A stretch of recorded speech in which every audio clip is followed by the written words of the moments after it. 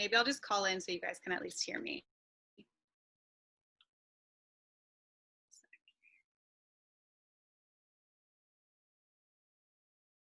Pull up my presentation here and hopefully share my screen.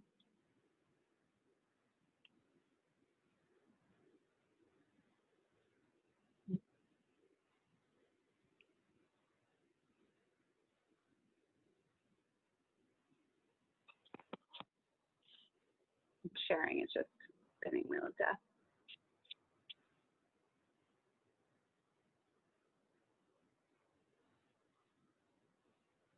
Can you guys see it? You're all sort of frozen for me, so give me, okay, cool. Thank you. Thanks. So it might be a little delayed. Hopefully you can hear me at the very least. But so I'm Charlotte Lysohir. Thanks for joining tonight.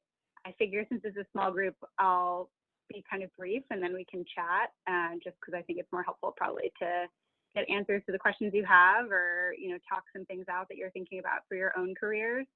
But my career journey has always been about doing well by doing good, and that's kind of like my personal mission and how I define the work that I do. I thought I'd start with like what I did at HWS, just so that you guys could get an idea of kind of where this journey started. And this is truly a picture of my freshman dorm room. It was really poster crazy.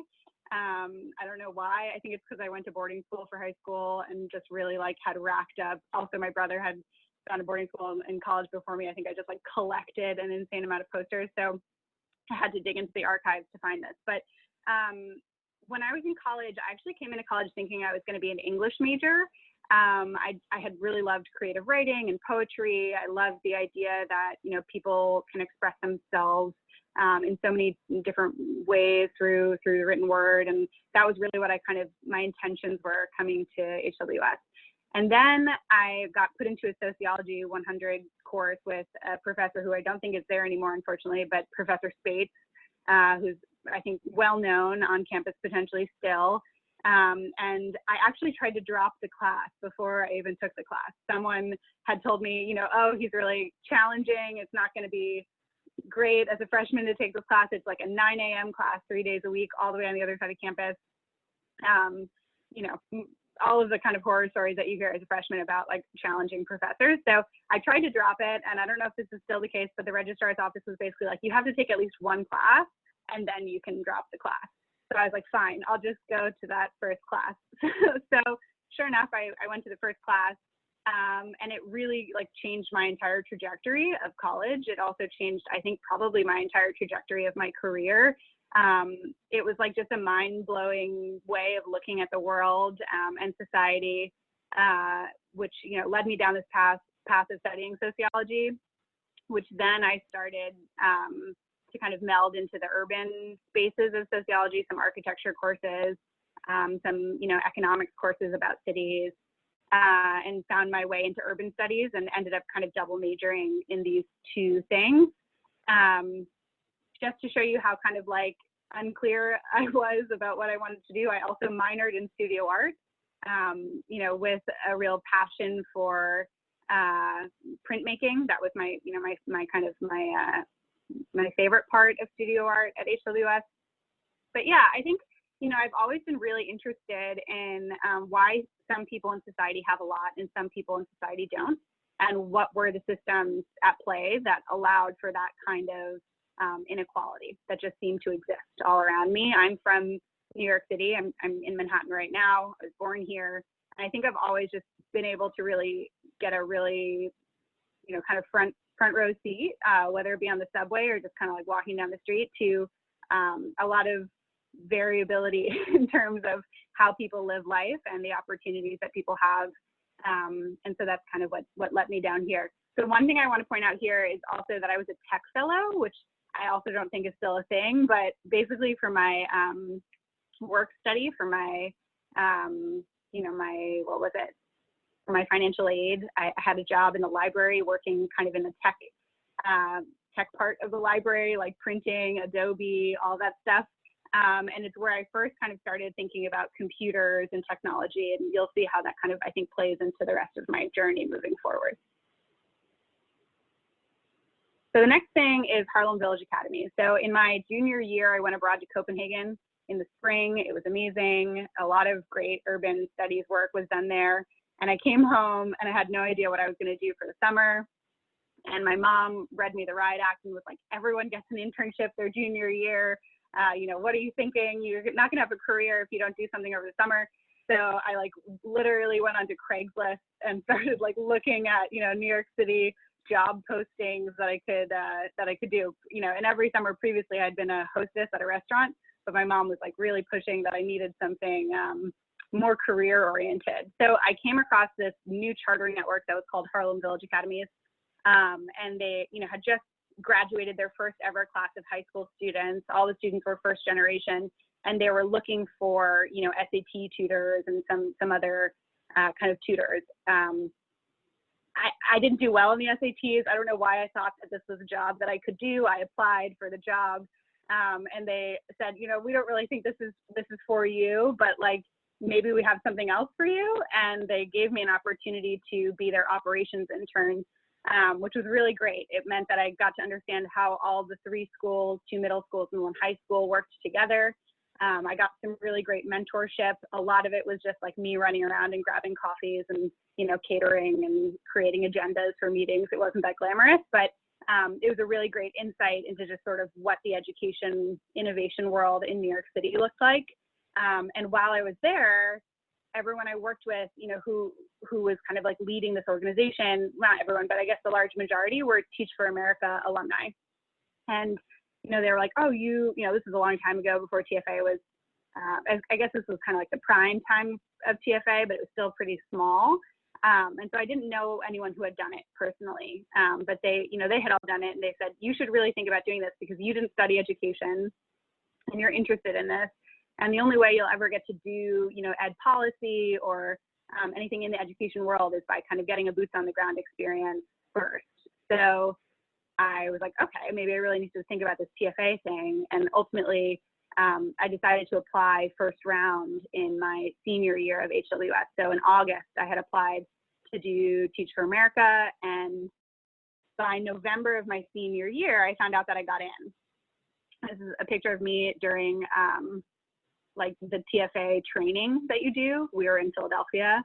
But so I got into TFA and I had asked, or like applied to do early childhood. So while I was teaching, I actually got my master's in early childhood education. This was more of a strategic move around policy than it was around like loving kids. I was really interested in the pre-K for all initiatives that were starting. This was kind of when the sort of return on investment of pre-K was becoming a real part of the conversation when it came to elections and when it came to policy. And so I was trying to think of like where I could make the biggest bang for my buck in terms of social impact in education. And so I decided to do early childhood. It was so challenging. I had, 25 3 and 4 and 5-year-olds in my classroom all day, every day. It was a huge challenge for me as a middle-class white woman to reconcile a lot of my own privilege. I definitely came in really wide-eyed and bushy-tailed about the kind of difference that I could make. I think I was really excited to like be the change in these kids' lives, and then realized, first of all, that like, that's not really what this is about. Second of all, they had a ton of really supportive people already in their life. I didn't need to come in and save anybody. But that thirdly, education, as much as I wanted to believe that it was kind of this cure-all opportunity, this way, the silver bullet for kind of, social impact, because I really believed that if, education could be this great equalizer, that we would be able to educate students better, and then they would be more informed, and then they would make more informed decisions for themselves and would be better self-advocates, and ultimately like welfare and all these systems that we have wouldn't really be needed because we would have a more informed citizenry. So that was kind of my intention coming in. But while I was there, like I said, I had a bunch of kind of personal learnings about my place in this work, but I also had like a real reconciliation with the fact that education is just one of many systems that holds people back. And so my students were facing tons of challenges around, lack of healthcare, lack of housing, just a social safety net that was completely missing from their lives just by the accident of birth, just by where they were born, and not by any fault of their own or any fault of their parents. And, you know, I realized that these systemic issues were much bigger and much more kind of interwoven than I had originally probably given them credit for, even though that was what I had studied and I had felt like I really knew how these things worked. So I did TFA, and while I was teaching, I got my master's in early childhood education. It was not actually a choice. That was something that TFA made me do, but for the most part, it was free, which is great. And I'm glad that I have it now. I ended up teaching for a third year. After I did TFA, I kind of felt like so many people do TFA. They like check the box of these 2 years, and they kind of take that opportunity and leverage it for something else. I really wanted to know what it felt like to teach at a different school, to pick the school that I got to teach at, to have a little bit more autonomy over my own classroom, especially now that I felt like I kind of got a handle on it. Like, I think in my first 2 years, I really felt like I was just, you know, I don't know. I know that, you know, I was teaching kids how to read, and it was really amazing at certain points, but at other points, I was definitely feeling like I was faking it till I was making it, which is not a great feeling when you're in front of a bunch of children and, you know that you're going to have potentially a huge impact on the future of their education. So in my third year, I decided to go on and teach at a KIPP school, which I did, which was really awesome. I had the highest performing class in my grade level. I was teaching kids how to read. I was making really great connections with families and the community, but I really missed New York. And so I decided, you know, after my third year of teaching, that I was going to come back to New York, but I didn't really know what I was going to do. Transitioning out of the classroom to something else is a really hard, like most people will tell you, it's a hard transition to make because unfortunately the private sector doesn't really like identify teacher skills as transferable skills. So you really have to like craft a narrative that outlines for those in the private sector what your skills are and how being a teacher hone those skills and how they can go, you know, translate to your next role.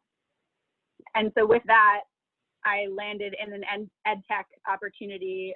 It was and it still exists. It's called Kinvolved. You can look it up. It's like kin and involved. It's a play on words about family involvement. Here's a picture of me in the Bronx, in the South Bronx, with a representative holding our Kinvolved flag. This was a 6-person female-founded B Corp startup, very scrappy. And the main sort of reason it was started was because attendance is the #1 indicator of high school graduation in public schools in the US. And although attendance itself isn't often, you know, part of a stump speech, it's not necessarily a sexy topic in education, innovation, and reform. It's incredibly important. And the systems that support education in terms of technical systems are archaic. They're super old. In New York City, teachers actually fill out a Scantron and put it into a machine to this day that looks like MS-DOS. And it takes a week for a parent to find out that their kid hasn't been in school. And it's just, you know, it's not a good technical solution. And you'll find that in a lot of government systems, in fact, I think the Wall Street Journal wrote about this summer in terms of even just our government, in terms of our federal government, there's so many legacy systems. So like so many really old systems that hold, you know, identifiable information on, you know, parties like students, that it's really hard to disrupt those systems because they're just like entrenched old technical systems. So we created an app, like almost, you could argue, like the Tinder of attendance, where you could swipe left or right if a student was in class or not in class. And basically what happened is it allowed parents to get an immediate text message, so they didn't have to have a smartphone, that let them know that their child, you know, was missing a class, and they could get back to the teacher through a text message, all free of charge, so that they could be in touch. And it didn't just go to parents, because we know that families don't always have, you know, that typical family unit of 2 parents and a child, but it also went to grandparents and aunts and uncles and coaches and neighbors, and you know, all the people who made up the student's community were kind of, you know, notified when a student was missing or maybe not where they should be, so that there could be a more immediate kind of reconciliation about that, rather than waiting a week and then trying to say, hey, I know you missed class, you know, last week on Thursday. So it was a very interesting opportunity for me. It was, you know, I joined I totally cold applied to this from a list of, I looked at a nonprofit called Robin Hood Foundation here in New York, and they support a bunch of small businesses and startups. And I was looking at their jobs board for who they support.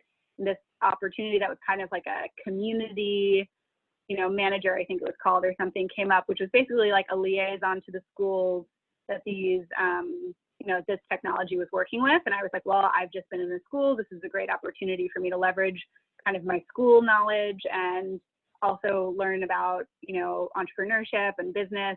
And in 2 years, I was in 3 positions. So I went from that role to kind of a partnership role, strategic partnerships, and then to a director of business development role with the CEO. The CEO was like, 30 years old. This was not a really sort of experienced team. So it was easy to move up and to make a new kind of spot for myself when I saw that there was a gap.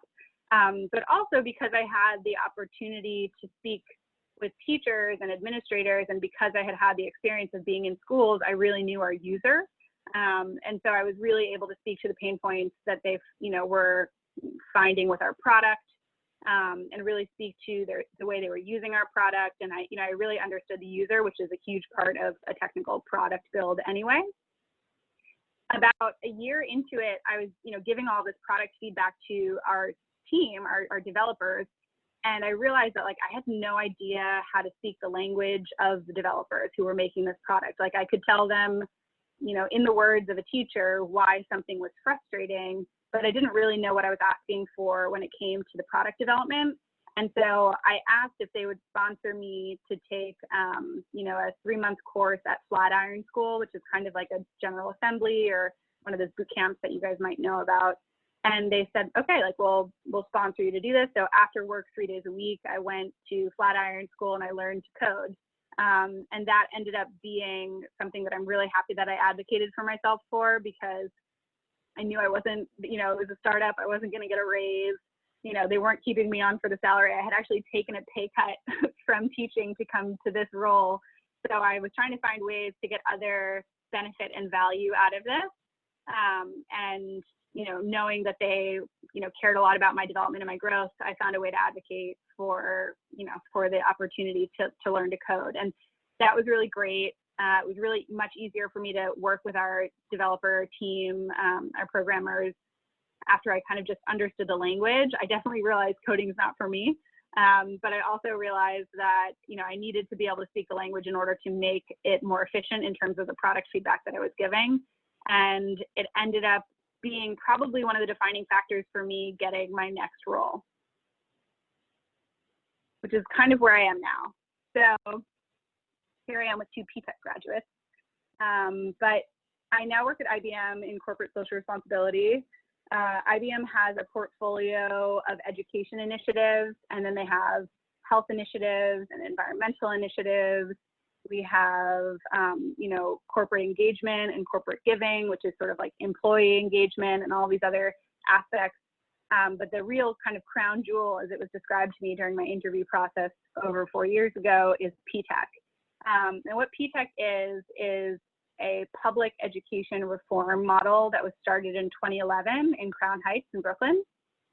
And what it does is it connects 3 historically siloed institutions. It takes public high schools, usually a Title I high school, so in underserved or under-resourced areas, and then it takes a community college in that same geography, and then it takes an industry partner in that same geography, and it puts them together. Sometimes we call it a 3-legged stool to create the P-Tech model. And the P-Tech model is a 6-year public high school where students get to take college and high school courses at the same time as early as the summer after 9th grade. So you're a public high school kid in middle school. You're starting to look at what high school you're going to go to. Let's say you decide to go to P-Tech. You sign up like you would for any other public high school. It's not specialized, so there's no testing for admissions. There's no application process. It's free. It's completely cost-free. You get into the lottery. Let's say you get chosen. You start those high school classes in 9th grade, and then starting in 10th grade, you start taking college coursework. And that college coursework leads to an Associate's of Applied Science, or an AAS degree, which is a 2-year college degree that's granted by the community college. And the whole time you're taking those college and high school courses together for free, everything's free, textbooks, transportation. You're also getting workforce development from the industry partner. And what that looks like is industry mentors. So every student gets a mentor. You're getting a paid internship at your company, so like at IBM in your junior year of high school. So 16-year-olds are working over the summer at IBM, getting paid, to do that work. And then ideally at the end of the 6 years, when they leave with both that high school diploma and that AAS degree in a field that's relevant to their industry. So in our case in Brooklyn, at the school that I worked at when I first joined IBM, our flagship school, they're doing computer science and electromechanical engineering as the 2 pathways. And so ideally at the end, they can either go on to a bachelor's and take some of those college credits that they've earned and, put them towards a 4-year degree, or they can go to work. And one of the places they can go to work is the industry that they're associated with. So in this case, IBM has hired something like 45 graduates of 300 and something total into IBM full-time right out of this program. So students are going to high school, college together, completely cost-free, getting a free associate's degree, and basically starting a job at IBM right out of the gate, which is pretty awesome, especially because the community that this model serves is, like I said, underrepresented minorities for the most part. So this school in Brooklyn is 99% Black and Hispanic students. It's a huge proportion of the student population are Black men, which we know is incredibly underrepresented in the STEM field, but also underrepresented in college attainment numbers. So just an important population for us to be serving. So IBM started this in 2011. I joined this team in 2016 and worked as what was called like an industry program manager. So I managed all of that workforce development stuff for our first school in Brooklyn. So, I ran a mentoring initiative with like 500 IBMers who were mentoring students, and all the internships with HR, all of the site visits and job shadowing and panels about what it's like to be a woman in STEM, or, site visits to Kickstarter. I had my friend from Twitter come talk to students, like anything that I could do to expose students to careers, and then also to, workplace experiences. So that was my first role, and I did that for about a year. And then I quickly moved into a role where I started to lead the global scale and replication of P-TECH. Having worked at the first school, at the flagship school, a lot of people who were interested in replicating this model would come to our school and visit and try to understand kind of like, what's going on, how does this work, what's the day in the life look like, et cetera, et cetera. And, I just got used to telling the story and kind of pitching what P-TECH was like to different ministries of education. Sometimes it would be governor's offices, different industries. And it led to this opportunity to basically lead the growth of this model. So although IBM started the model, we consider ourselves stewards of the model. We don't own it. We have lots of competitors who have P-TECH schools. Microsoft, is a big competitor of ours, and they have a P-TECH school. But so does Cisco, and so does American Airlines, and Dow Chemical and Bosch, and all these really big companies also have P-TECH schools, and it's my job to make sure that those schools are being replicated with fidelity. So really following the model. And in the past 2 years, I've brought us from 2 countries to 27, which has been a huge amount of growth. And it's been really exciting getting to sort of understand and learn about different education systems across the world, and understand, why something like this might resonate with a country like Taiwan as much as it might resonate with a country like, Morocco or Chile or Colombia, or, wherever. We're in so many geographies, so many places, Ireland, France, Poland, Czech Republic. So, getting to travel to a lot of these places was like, definitely not something I thought I would be doing when I was in a pre-K classroom in DC not too long ago. But it just shows you that you really can't over prepare for what your future career has in store for you, because, you just might not know what's out there. And more recently, I've moved into managing the education strategy and insights portfolio. So really working to understand how we measure the impact of this model and of this program. So, you know, we have talked a lot about the scale and the growth of this model. We've talked a lot about the students that we serve, a lot of the outcomes in terms of academic outcomes, graduates, hires, et cetera. But really want us to think a little bit more about, you know, what we should be measuring in terms of our logic model, in terms of our theory of change. You know, what is it about PTech that's so different than other early college initiatives or workforce development initiatives?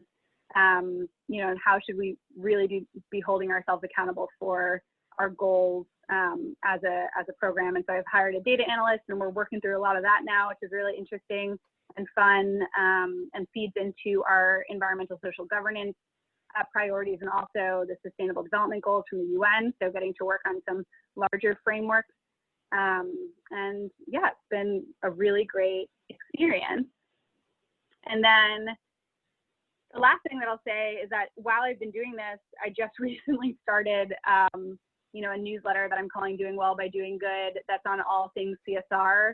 I get, you know, a crazy amount of LinkedIn requests to talk about what I do, because I think that you know, the younger, I don't want to speak for all the people on the call, but the younger generation really cares a lot about society, and they want to know that the business that they're doing, the work that they're doing, you know, not only isn't going to have a negative impact, but potentially is going to have a positive impact on the society that they're part of and the communities that they're part of and where they're working. And so I think that there's just a real emphasis on this kind of social good association with business. I've always been interested, like I said at the beginning, of kind of the intersection of business and society, and it's really cool that I get to work in this area. But what I realized also is that, you know, in my work, which is really, you know, education meets workforce development, we talk a lot about, you know, hiring and about equitable hiring and about resumes, and how resumes aren't really, you know, a good example of hiring tools anymore, because they really show more opportunity than they show skills. And, you know, we're constantly talking about networking and how, you know, LinkedIn did this big research project that I think it's like you're 9 times more likely to get hired for a position that someone refers you for. And so, you know, clearly there's a lot of sort of injustice baked into our hiring systems right now. And, you know, we talk about that all the time at work. But then I think about our own team and about CSR in general. And I kind of realized that, like, it's a very niche group. It's a very small, you know, area of business. It's growing for sure, but I don't think that it's as well sort of advertised, or, you know, it's just not, it's not available to everybody. So my hope here is to kind of demystify what CSR is, and it has interviews, and it has, you know, open positions in CSR.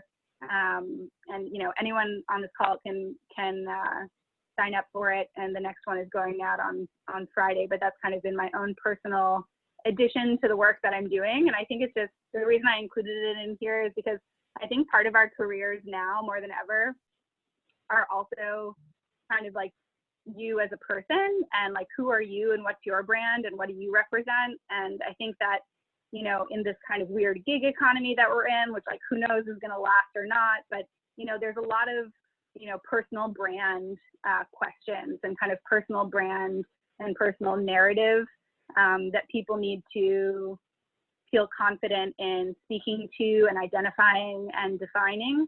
And this is, I guess, an example of one way that I'm doing that with my own career. And I think that's pretty much it. I don't know, is that enough time, Brianna? Can we do questions now? No, yeah, that was perfect. That was really awesome and super interesting. Like, I literally, that PTech, I never knew that was even a thing. So that's really, really cool to hear about. But no, that was perfect. Great overview. And I'm happy to open it up for questions now. Maybe if you want to stop sharing your screen, that way everybody can be on the same page and you can see all the faces and whatnot as those who have questions. But any questions off the bat that you guys have after the presentation? Don't be shy. Hi, Charlotte. It's nice to talk to you again. I apologize for not being able to hop on the call earlier. I was wondering if you could talk a little bit more about, you said you have this newsletter and I've taken a look at it. It's really awesome. Do you have any other ideas that are in the works that are branding yourself a little bit that are outside of PTech? Yeah, it's a good question. I think the other thing I would say is that like I've been speaking on a lot more panels recently, which is kind of nerve-wracking, especially now in the sort of digital world like this, right? Like everything's recorded. I was on a panel last night that was live streaming on Facebook. I think, you know, I'm in a position of authority, which is great, but also want to make sure that I'm, you know, clearly speaking about things in the correct terms. And, you know, it can be a little nerve-wracking, but I'm definitely taking the opportunity to be on more panels and to, you know, speak as a thought leader and not just an IBMer. I think someone who's in this space and is defining, you know, a lot of this work as an individual and not just as a representation of my company. I also have a very active Twitter, so maybe that's another good example. Thank you. Hi, thank you. I have a question. So I just graduated and I was also a sociology major. So I'm curious just to hear about how that trajectory changed along your different career paths, or if sociology prepared you well for certain things, or your majors or your other involvement while at HWS, really just how it prepared you. Yeah, it's a great question. So I'll be really honest. When I decided I was going to major in sociology, my brother, who is a banker at Morgan Stanley, and my parents even, my dad who didn't go to college, but my mom who was a dance major, so they really have no business telling me anything. But we're like, what are you going to do with that like fake science degree? You know, like that's not even a real thing. Like, what are you possibly going to do with that? So I think I was pleasantly surprised, and I am consistently pleasantly surprised how much I use sociology in my day-to-day. I think just the way of thinking about society as systems, and about behaviors as responses to those systems and to those barriers, rather than just thinking about like autonomous people walking through life and like not being swayed by, you know, the realities that are put on them. I think it's like actually helped me hugely. I also think that empathy is a huge component of what it takes to be successful in CSR. Like I said about, you know, the ed tech position, understanding what teachers' pain points were was a really big, important part of what made me successful in that position. And you don't always get to serve people in a position that you've been in yourself. And so being able to be empathetic to someone's position, you know, if you haven't had that experience yourself, I think that sociology taught me a lot of empathy. I think I understood that a lot of the reasons that people are in their circumstances aren't because of their own choices. And I think that that continues to be probably a thread that goes through my whole career. Thank you.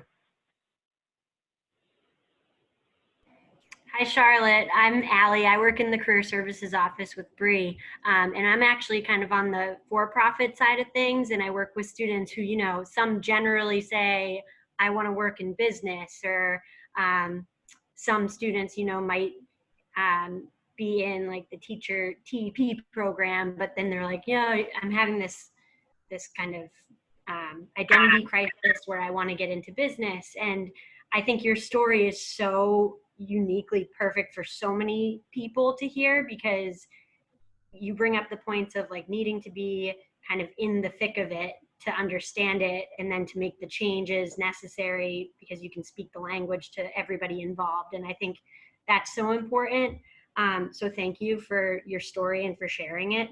But also just thinking about how you can bring this story. I think your story is great too, because you bring a passion of yours, which is educational reform, into a setting that like I wouldn't think off the top of my head, okay, yeah, IBM, let's attack education strategy and like let's think about this way.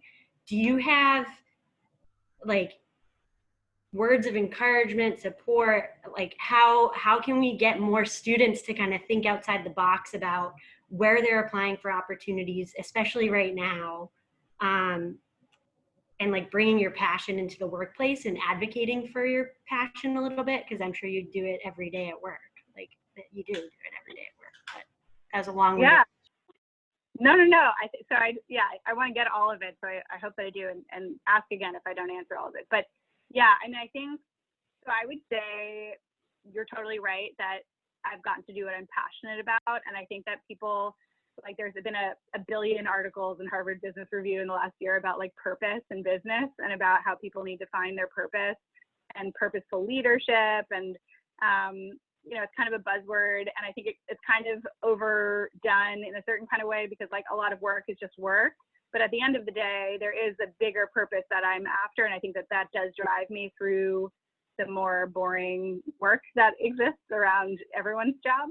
I think finding my way to IBM, the story that I tell people all the time when I get to talk to them about like my own career path is that I went to a conference on a Saturday when I was working at Convolved as an education, ed tech person. I went to a conference on a Saturday that no one else from my team wanted to go to because it was on a Saturday at Yale Law School. That was like an random education conference. We wanted to set up like a booth, to talk about our tool and basically like get some signups for it and stuff. And I was in the part of, my career, which I think I still am, but I think I was really in it in kind of my mid-20s, where I was like, I'm just going to say yes to everything. Like any opportunity I get to meet people and to pitch and to practice, like I'm just going to take that opportunity. And I remember going out to breakfast with my brother, and then I was like, oh, I have to go to this thing. And I was like really not looking forward to it. And sure enough, at this conference, the VP of Education and Skills at IBM, who's now my boss, spoke about PTech. And I was like, what in the world is this thing that I had no idea about? And then I was like totally enamored that this like prehistoric tech company was doing something so innovative. And I just like was totally taken aback by it. And it was one of those situations where like everybody in the auditorium got up to talk to her. And I was like way back in the auditorium because I didn't expect to like want to see or talk to really anybody. And so, I got up and I finally got to talk to her, and she was like, oh, I ran out of business cards. I like make fun of her for this all the time now, but I basically just pestered her, and eventually she like found me a business card. And I followed up with her, and there was no position. And I just was like completely taken by this opportunity that I just like really pestered her and was persistent until there was an opportunity. And then they didn't even reach out to me to be like, hey, there's an opportunity. I just like found it on my own and, reached out again. I was like, hey, I know you didn't think of me for this opportunity, but like, I want to throw my hat in the ring.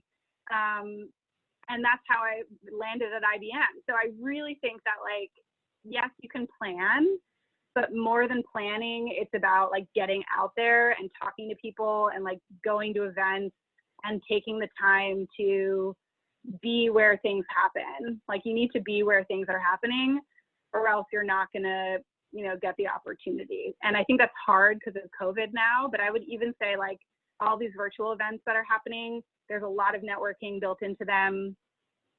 People are doing Zoom calls so much more. I think that those things are just really, really important. And so I think my words of encouragement would just be like, try to be where things are happening. Don't worry if you feel like you're bothering someone, when you email them to chat and talk.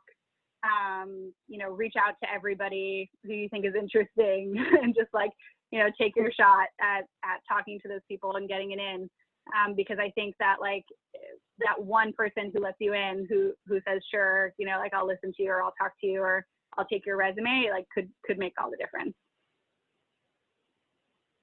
Thank you. That was awesome. So I have a quick question also. So like through the work that you do you, I mean, obviously you had that great picture with the graduates in your slideshow. So do you get to actually see like work that's being done in the schools? Or are you more just kind of like behind the scenes in terms of making sure everything is running and like the programming is correct? Are you able to kind of see it on the ground, like impact the work that you're doing, and then kind of get connected with those students over their 6-year path? Yeah, that's a really good question. The kind of sad thing is that like the further up you move, the further away you often move from the tangible impact. I would say like the most tangible impact I had was in my classroom with my kids, right? Like just kids coming in not knowing what letters are and leaving reading, and you're like, wow, I just taught them literacy. Like, this is something they're going to have for the rest of their life. Like, that's like probably the most amazing impact I'll ever have and be part of in my life. Then when I first went to IBM and I was working with a specific school, our school in Brooklyn, I got to know all of the students, all the teachers, the principal, all the partners. I still talk to a huge group of students, mentoring them and introducing them to my network. A lot of the graduates who've been hired into IBM were from those cohorts of students who were at the school when I was at the school. And when I was doing that position, I was really like working at the school 3 to 4 days a week. So I had an office, like a principal's office in the school. And I was like the IBM lady who was like in the office.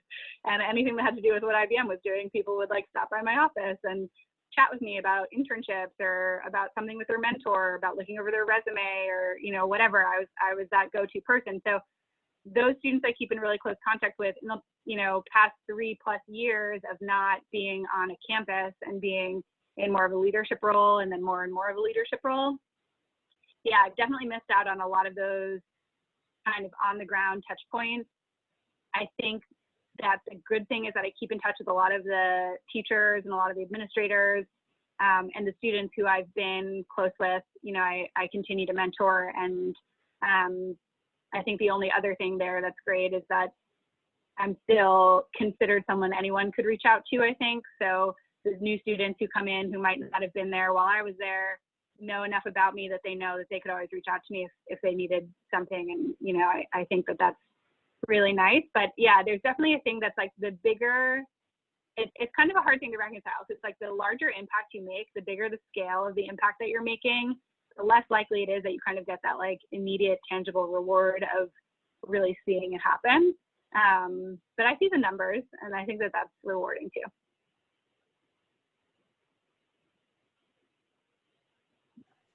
I have a question sort of regarding how CSR can be applied to like industries outside of tech. Mm-hmm. That's my question. What industries? Yeah. What industries? Because I know nothing about technology regarding coding, IBM, how that applies to STEM in schools, but I'm really fascinated with like urban studies. I'm an Africana studies major, so I'm all in about that. Yeah, for sure. So CSR will look different at different companies, especially depending on the sector that they're in. So, a water or an energy company is going to be a lot about environmentalism and their sustainable footprint and, their waste and how they're dealing with all of that. Like you'll find a lot more probably environmentalism in certain sectors. Health has CSR, retail has CSR. A lot of it, Amazon has a huge like CSR team. A lot of that is about like supply chain, making sure that you're, buying products that are not contributing to slavery, truly, or child slavery sometimes, making sure that like, the materials that you're using aren't burning rainforests at a ridiculously rapid rate. Like all of that supply chain stuff is a big piece of CSR completely outside of what I do. And then there's also a lot of, banks have more corporate philanthropy and corporate affairs, sometimes impact funds, investing in small businesses, investing in Black-owned businesses, investing in women-owned businesses or startups that are B corporations, so benefit corporations supporting, social causes. It's a huge umbrella, CSR, which is like part of why I started that newsletter, because I realized that it's kind of, it's an umbrella term for so many different departments at different companies that are basically managing the social and environmental footprint of the work. So I'm not sure if that gave you kind of a broader idea, but it's a pretty big world outside of education and STEM. Yeah, absolutely. Thank you. Yeah. Just to follow up off of that, do you see it kind of changing as, like with current events that are happening? Do you see companies kind of adapting their maybe CSR? I don't even know if it's like a department or if it's within, like, I remember even when I worked in finance briefly back in 2010, we had like the company BBH Cares, and it was like community service, a lot of hands-on, bringing people into the community, and that was big at that time. And now we see all the social issues, which I'm sure have been top of, like diversity, equity, inclusion is probably top of mind. So do you see it? Absolutely. You hit the nail on the head. I would say that DEI is probably the fastest growing component of CSR these days, which makes sense because a lot of companies are being knocked for not having diverse workforces. I think that, you know, in general, CSR is growing. You know, as I said at the beginning, companies are being held to a different kind of standard, thanks to a lot of work that's happened in Europe and is now kind of coming over to the US. So global companies are having to reconcile some things that have been going on in Europe for some time around environmental social governance, which is kind of a larger private sector framework for measuring all these things. So environmental being obviously the environment, social being, you know, like, do you have diversity? And then governance being like, who's being promoted and how are they being managed? And if you're letting go of people from COVID, are you letting go all of the moms, or are you letting go, you know, all of the people of color, or are you letting go all of your contract workers? And is that mostly people of color? And like kind of all of those components. So, you know, companies are all of a sudden being held to kind of a different standard. I think for a long time, you know, if you look at economics, Milton Friedman said, you know, companies are created to pay shareholders, right? Like if you own a piece of a company, the company is like there to make money for you, and that's the whole purpose of a company, and that's capitalism, and that's what corporations are. More recently, the Business Roundtable redefined corporations to rather than being shareholder capitalism, to move towards stakeholder capitalism. And stakeholder capitalism is that not only these people who own the company, you know, are important, and it's not only the purpose of a company to make money for those people who own the company, but in fact, it's to give back to and support all of the stakeholders. And the stakeholders are your employees. Stakeholders are the people in the communities where you work. Stakeholders are your partners and, you know, your suppliers and all of those, you know, sorts of components of your company. So that movement has shifted a ton of kind of business priorities for companies. And now that it's being measured and reported out on, there's a lot of competition in the market, right? So if, you know, a company sees that their competitors have really great diversity, equity, inclusion numbers, and they have a lot of women who are leading teams, and they have a lot of Black women who are leading teams, and they have a lot of Black men who are in their, you know, STEM positions, not just in administrative positions, like all these kinds of intricacies, then it's going to make their competitors want to do better in that too, because that's part of what's impacting investing and investor relations now. So yeah, it's such an interesting field because it's growing so quickly, and it really connects, you know, economic development work, you know, with economic mobility work, with all these other, you know, sectors. But yeah, it's definitely growing and shifting. But DEI, I think you hit the nail on the head at the beginning, is definitely because of Black Lives Matter, and just because of, I think, the real, you know, magnifying glass on issues that we all know have persisted for a long time in our society, is definitely shifting the conversation, or forcing a shift in the private sector.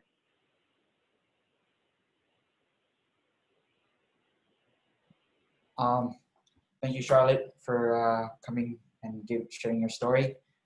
Two things. So the first thing is that, so I'm not surprised why IBM needs more educators, because, you know, they created Watson and all the AI, and I feel like, you know, as technology progresses, education is the only sector where I don't think technology could ever replace that human interaction.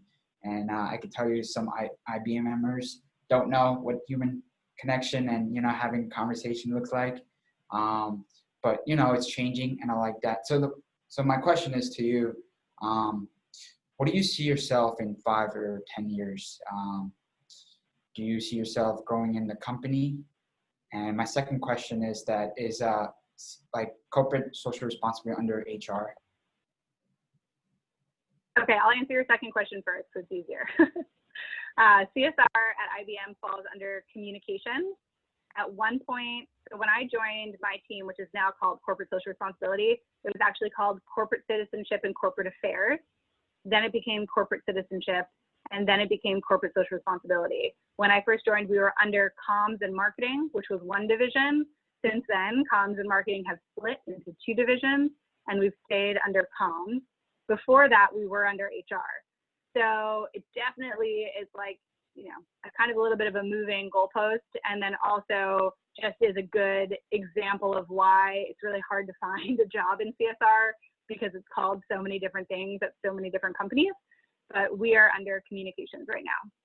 And a big piece of that, the why behind that, is that a big corporate, you know, business case for CSR is brand recognition and eminence, and the idea that you want to make sure that your brand is associated with good tech and with positive, you know, spin on society. So you need to be under a team that's going to be able to tell the stories of the good work that you're doing in order to make a business impact.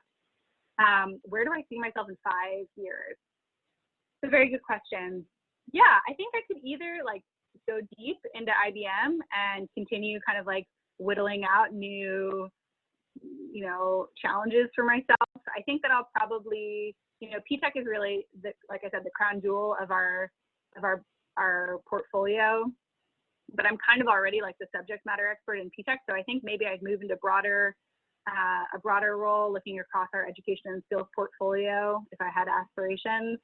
Maybe connecting more with, you know, something that I've always wanted to do is connect more across our different portfolios. So like connect the environmental team with the work that the health team is doing and the work that the education team is doing to try to come up with kind of one more wraparound program or solution.